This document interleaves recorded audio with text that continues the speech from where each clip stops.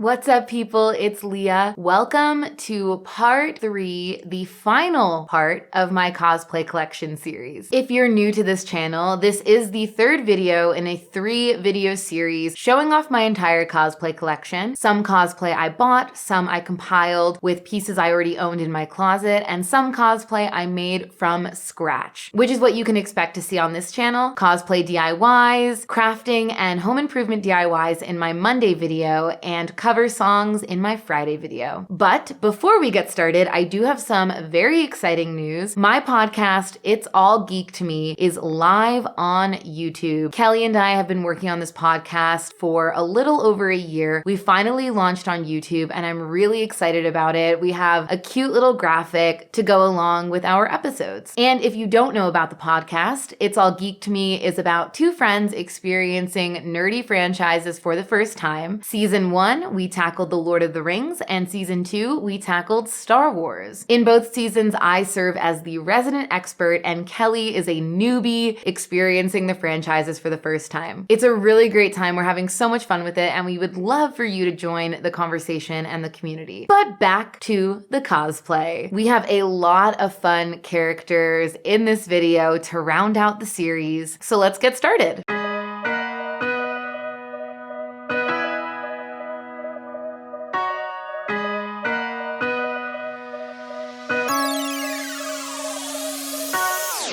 Is Himiko Toga from My Hero Academia. This cosplay I did buy. It's just your typical, schoolgirl outfit that you see in a lot of anime. I don't have a wig for Toga, so that's something I need to buy for this. And in addition to that, Toga has some really cool accessories that would be a challenge to make. But I'm up for the challenge. So though I did not make this cosplay, there are a lot of elements that I can add to it and can home make. She wears this big thing around her neck. I don't even really know how to describe it, but it's really interesting and it's definitely something I'm interested in making. This was actually the cosplay that I ran into a lot of issues on TikTok with. Toga's power, or quirk as they call it in My Hero Academia, is that if she ingests your blood, she can shapeshift into you. So I made a lot of TikToks with this cosplay using fake blood. Trigger warning that I was using fake blood, and I still got some strikes on my account. So I still love this cosplay regardless of that, but I do need to get a wig for it and I would love to make some of the accessories.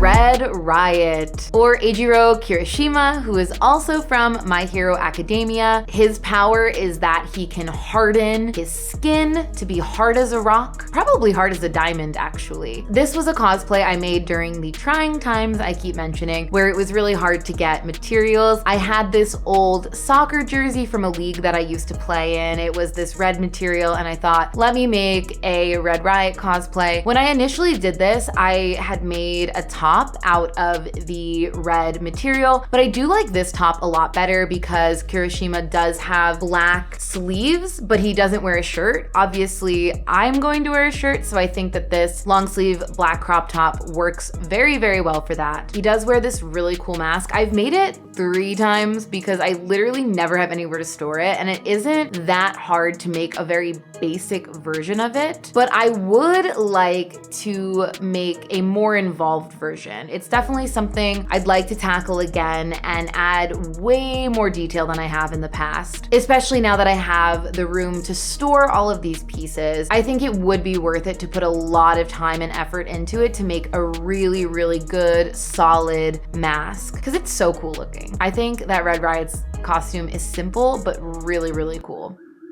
What kind of siren is that? Another thing that I would really like to remake would be his sort of shoulder bracers. I don't really know what you'd call them, but I had all of these foam mats that you would maybe see in a playroom or a nursery. They would go together sort of as puzzle pieces fit together. And I was looking at the edge of it and I said, this looks a lot like what Kirishima wears on his shoulders, the pattern of it. So I just cut those off, made them into a loop, painted them, and fastened them on on, but they're not really fastened on with anything. They're fine to wear for pictures, but to wear this out and about, it would be kind of difficult. So this is another thing I would really like to remake more sturdy, probably using cardboard and then figuring out a way to seal them on so that they stay and I can walk around easily and go to a con in this cosplay, because I think it's really cool and I love gender bent cosplay. So yeah, all in all, I'm a pretty big fan of this and I'm excited to put some more work into it.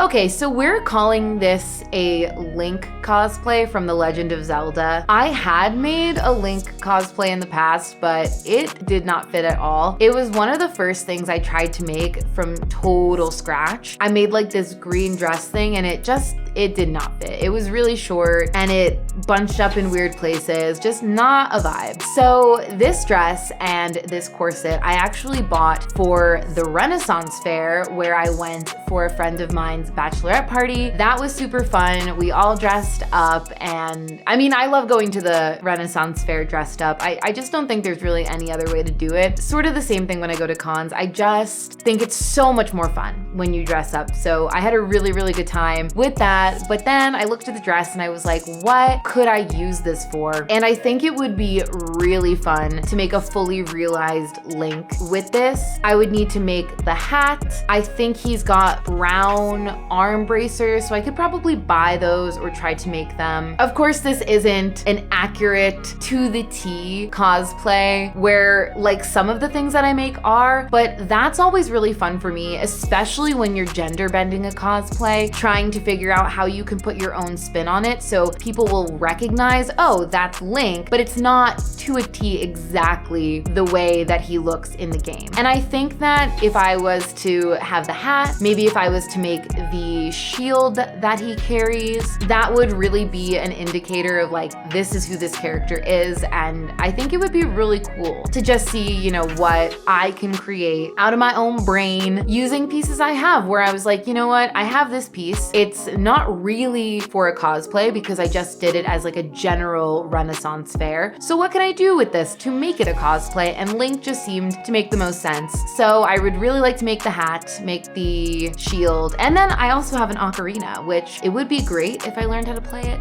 but I did not learn how to play it. So maybe one day I can learn how to play, but as of right now, not really in the cards. And once this one is done, absolutely I'd wear it to cons. I bet I would get so many compliments. I feel like when someone does something really inventive and different, then, you know, you get more attention. And I love that. Of course I love attention, but I also love, you know, meeting other cosplayers and getting to talk about what we've made, how we made it, how we came up with it. That's always really fun for me at cons. So anything that's a conversation starter, I'm totally down for.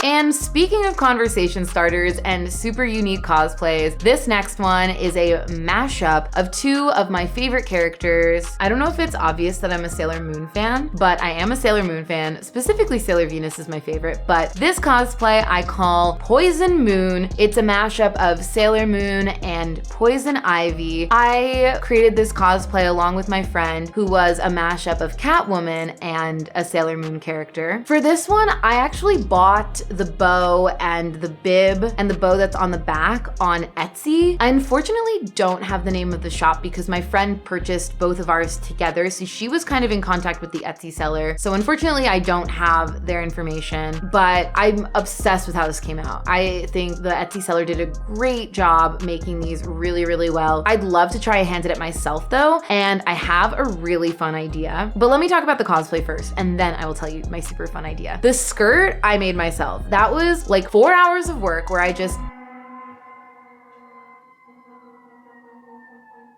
That was 4 hours of work with me and my glue gun, just putting this together. And I love how it came out, but the fake ivy that I was using like shreds. I don't really know how to explain it, but when I wear this, I just have a trail of like little green fibers following me everywhere, which makes it really annoying to store. I have to keep it in a plastic bag, which again, when I take it out, is just like covered with these little green fibers at the bottom of the bag. Not ideal. And I had a lot of fun making this skirt, so I would love to get some more sturdy ivy and make this skirt again and make it with something that's not gonna be like fraying all over the place, because it's really just annoying to be walking around with that. It's also really itchy, but it is what it is. I'll put in the pain for the cosplay. I think it's worth it, because this was one of my cooler ideas that I came up with, and I'm really stoked about it. So, but here's my really fun idea. I would love to make this sort of a series and do more of the Batman villains as Sailor Scouts. So the next one I'd love to tackle would be Harley Quinn. Sometimes on Instagram, my friends will post drawing challenges. So they had posted a drawing challenge about doing a mashup character. So I submitted this mashup, which is Sailor Moon and Harley Quinn, and it just looked so cool. And people, when I posted the Poison Moon for the first time, that was something people had asked, like, oh, you should do a whole series and do all the villains. And I thought that's such a fun idea. I think mashups are really, really fun. Again, like just getting your creative juices flowing. So this is something I'd really love to make into a whole set, maybe 3 or 4 different cosplays, all with Batman characters mixed with Sailor Moon characters. Cause come on, these are cool. And I just wanna do more of that.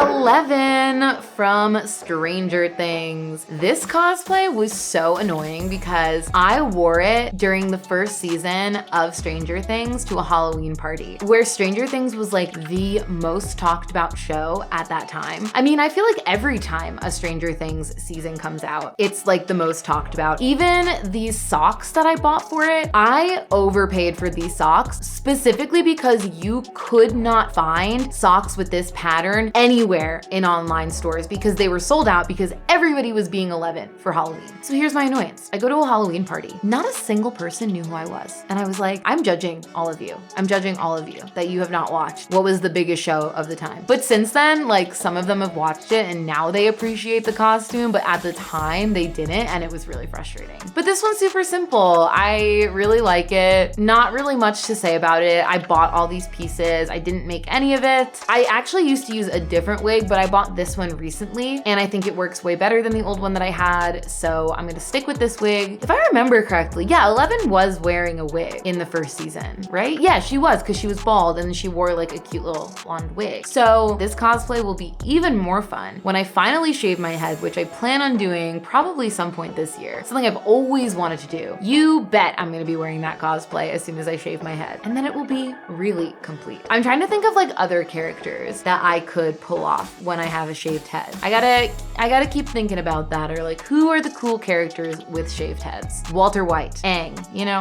things like that.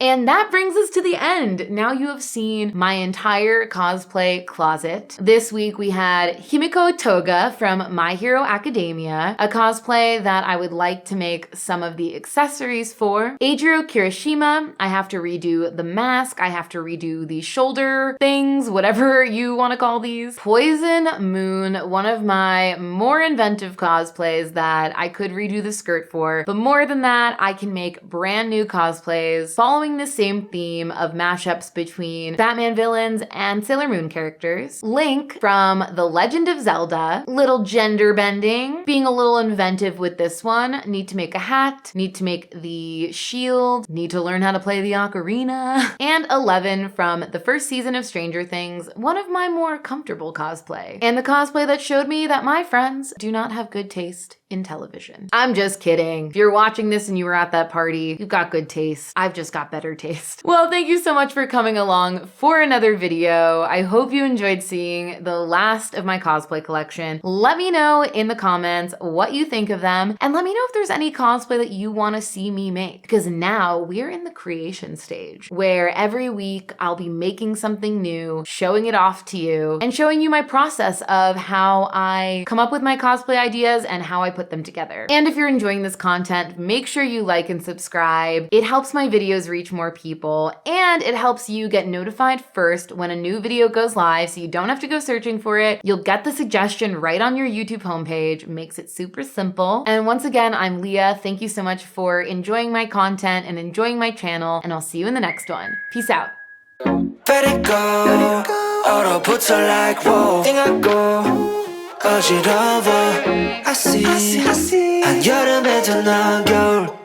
Yeah, 가요고 blood. Yeah, 너와 있을 때 I swear. 제가 먼저 zero 폭설한 그 chill day.